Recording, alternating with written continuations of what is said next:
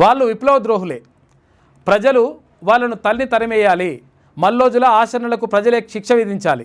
పార్టీకి ఎంత మాత్రం చెప్పకుండా సరెండర్ అయ్యారు.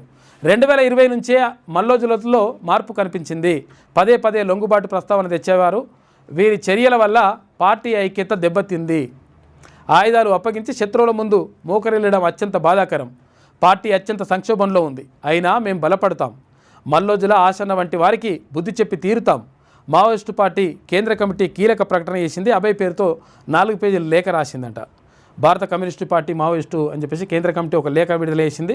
ఎవరు? మల్లోజుల వేణుగోపాల్ అలియాస్ అభయ్, ఆయన. తర్వాత ఆసన్న అలియాస్ ఎవరు?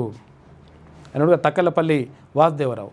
ఈ ఇద్దరు లొంగిపోవడం అనేటువంటిది వీళ్ళు కావాలని చెప్పేసి కుట్ర చేసేసి మావోయిస్టులని మొత్తం బలహీనపరుస్తున్నారు. వీళ్ళకి ప్రజలు బుద్ధి చెప్పాలని చెప్పేసి ఒక లేఖ విడుదల చేసినారు మావోయిస్టులు.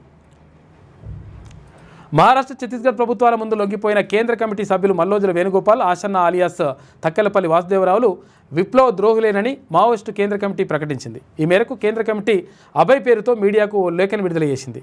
లొంగిపోయిన మావోయిస్టు అగ్రనేతలు వేణుగోపాల్, ఆసన్నలపై కేంద్ర కమిటీ తీవ్ర స్థాయిలో విరుచుకుపడింది. పార్టీ విచ్ఛిన్నకారులు, విప్లవ ప్రతిఘాతకులుగా వారిని అభివర్ణించింది. కేంద్ర కమిటీకి చెప్పకుండానే లొంగిపోవడం పార్టీ మూల సూత్రాలకు విరుద్ధమని చెప్పేసి పేర్కొన్నది. శత్రువుల ఎదుట మోకరెళ్లిన మల్లోజుల ఆసనలను పార్టీ నుంచి బహిష్కరిస్తున్నట్లు ప్రకటించింది.